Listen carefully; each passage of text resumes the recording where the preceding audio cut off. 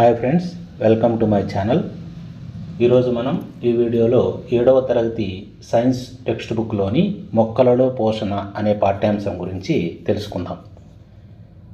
జీవరాశులన్నింటికీ ఆహారం అవసరమని మనకు తెలుసు.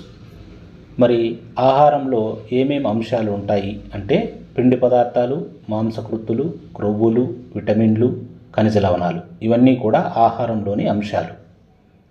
ఆహారంలోని అంశాలన్నీ మన శరీరానికి అవసరం. వీటినే మనము పోషకాలు అని అంటాం. మరి అన్ని జీవరాశులకు ఆహారం అవసరం. మొక్కలైతే తమ ఆహారాన్ని తామే తయారు చేసుకుంటాయి, కానీ మానవులతో సహా జంతువులు సొంతంగా ఆహారాన్ని తయారు చేసుకోలేవు.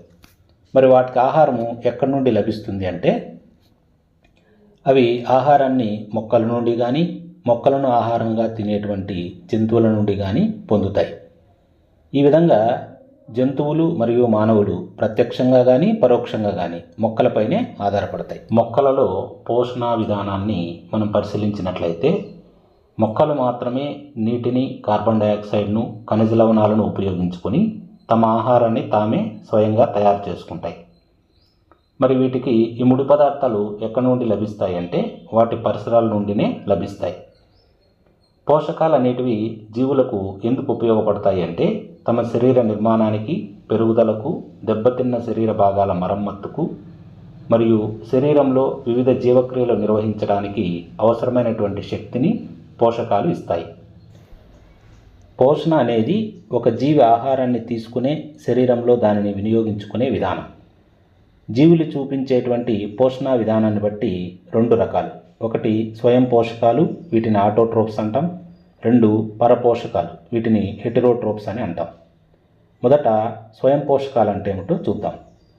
ఆటోట్రోప్స్, ఆటో అంటే సెల్ఫ్ అని, ట్రోప్స్ అంటే నారిష్మెంట్ అని. అంటే జీవులు సరళ పదార్థాల నుండి తమ ఆహారాన్ని తామే స్వయంగా తయారు చేసుకునే విధానాన్నే స్వయం పోషకాలు అని అంటాం. ఉదాహరణకు ఆకుపచ్చని మొక్కలు శైవలాలు. ఇవి పరిసరాల నుండి ముడి పదార్థాలను సేకరించి తమ ఆహారాన్ని తామే స్వయంగా తయారు చేసుకుంటాయి.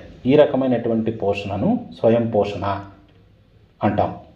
ఈ విధంగా పోషణ జరిపేటువంటి జీవులను స్వయం పోషకాలు అని అంటారు. నెక్స్ట్ పరపోషకాలు. పరపోషకాలను హెటెరోట్రోప్స్ అంటాం. హెటెరో అంటే అదర్స్ అని, ట్రోప్స్ అంటే నారిష్మెంట్ అని. అంటే ఇవి మొక్కలు తయారు చేసినటువంటి ఆహార పదార్థాలను తీసుకునేటువంటి జీవులు. వీటిని పరపోషకాలు అని అంటాం. ఉదాహరణకు జంతువులు మరియు చాలా ఇతర జీవులు, కొన్ని మొక్కలు పరపోషకాలుగా ఉంటాయి. ఇప్పుడు మనం మొక్కలు ఆహారాన్ని సొంతంగా ఏ విధంగా తయారు చేసుకుంటాయి, మొక్కలలో ఆహారాన్ని తయారు చేసేటువంటి భాగాలు ఏమిటి, మొక్కలు స్వయంగా ఆహారం తయారు చేసుకోవడానికి అవసరమైనటువంటి ముడి పదార్థాలను ఎక్కడి నుండి సేకరిస్తాయి అనే అంశాలన్నింటినీ తెలుసుకుందాం. మొక్కలు స్వయంగా ఆహారాన్ని తయారు చేసుకునే ప్రక్రియనే కిరణజన్య సంయోగ క్రియ, ఫోటోసింథసిస్ అని అంటాం. పత్రాలలోని పత్రహరితం అనేటువంటి ఆకుపచ్చని వర్ణద్రవ్యం సౌరశక్తిని గ్రహించి కార్బన్ డయాక్సైడ్, నీటి నుండి ఆహారాన్ని తయారు చేసుకునే ప్రక్రియనే కిరణజన్య సంయోగ క్రియ అని అంటాం. మరి ఈ క్రియ జరిగేటువంటి మొక్కలోని భాగం ఏమిటంటే పత్రాలు. అందుకనే పత్రాలు మొక్కల ఆహార కర్మాగారాలు అని అంటాం.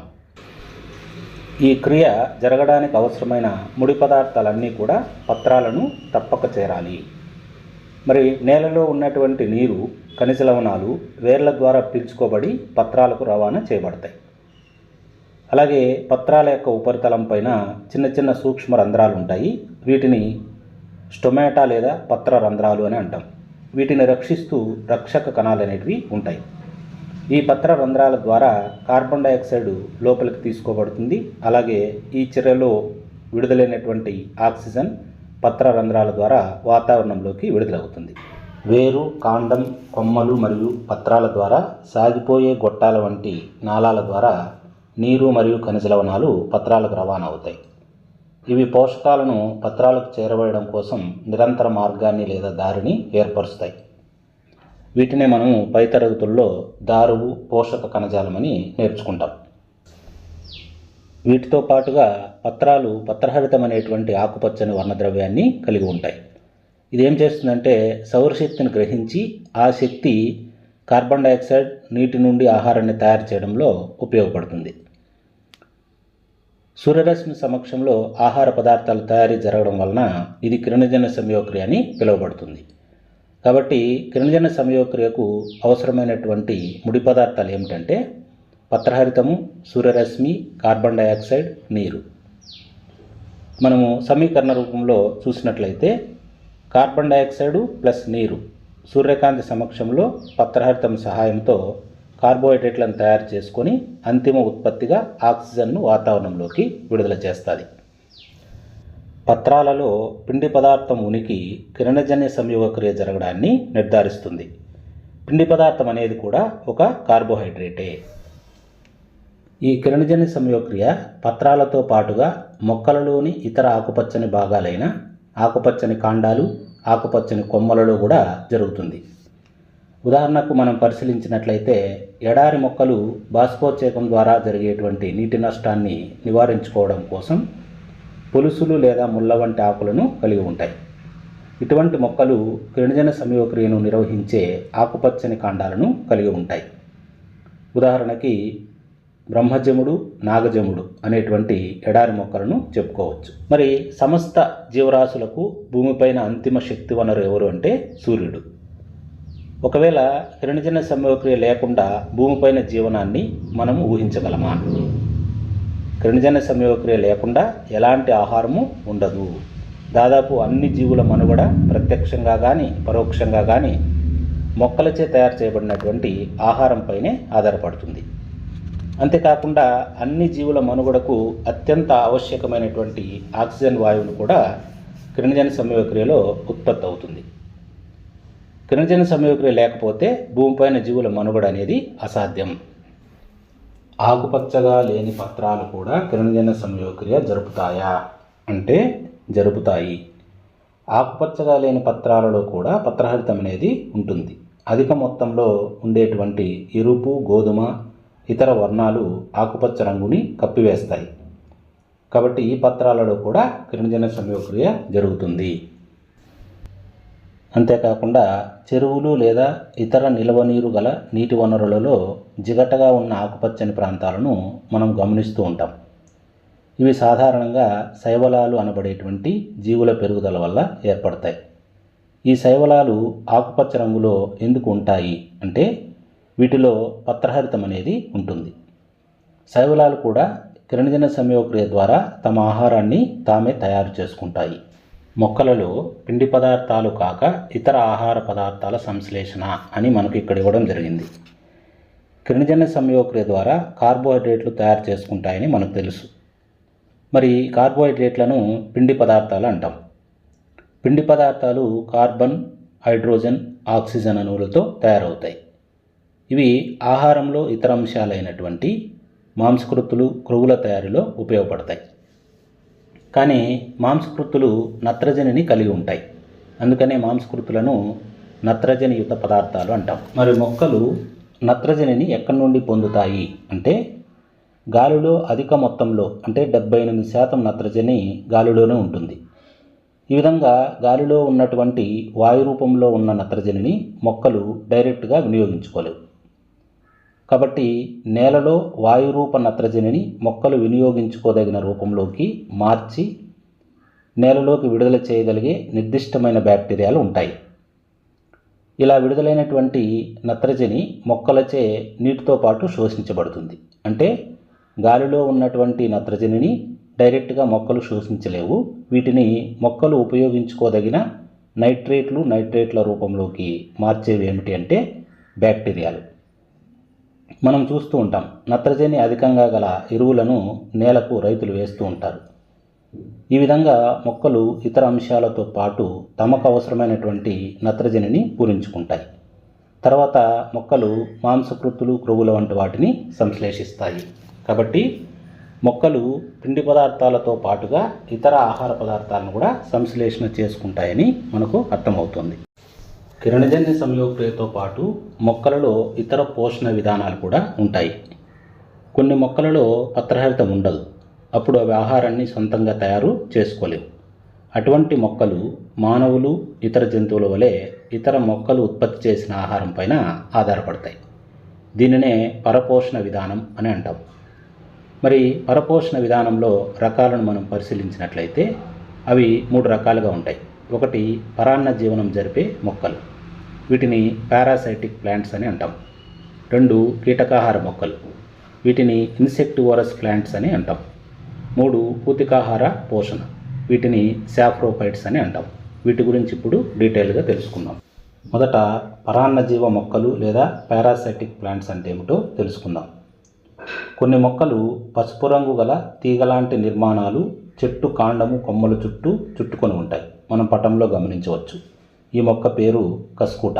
దీనినే బంగారు తీగ లేదా అమర్బెల్ ప్లాంట్ అని అంటాం. ఈ మొక్క ఏ మొక్కపై అయితే ఎగబాకుతుందో ఆ మొక్క నుండి తయారు చేయబడిన ఆహారాన్ని గ్రహిస్తుంది. ఇది ఏ మొక్కపై అయితే పెరుగుతుందో దానిని అతిథేయి అంటాం.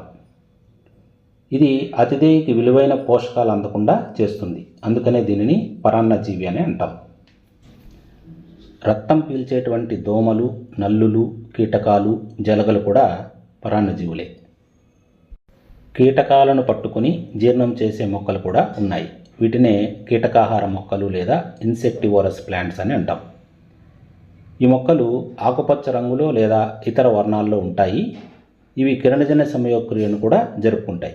మరి కీటకాలను ఎందుకు తింటాయి అంటే ఇవి నత్రజని లోపించేటువంటి నేలల్లో పెరుగుతాయి కాబట్టి నత్రజని లోపాన్ని భర్తీ చేసుకోవడం కోసం కీటకాలను తింటాయి. కీటకాహార మొక్కలకు ఉదాహరణ నెపంతిస్. దీనినే పిక్చర్ ప్లాంట్ అని కూడా అంటాం.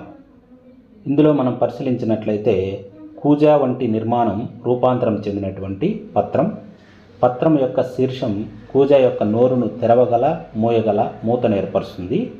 ఈ కూజా లోపలి భాగంలో కింది వైపుకు వంగి ఉన్నటువంటి సన్నని వెంట్రుకల వంటి నిర్మాణాలు ఉంటాయి.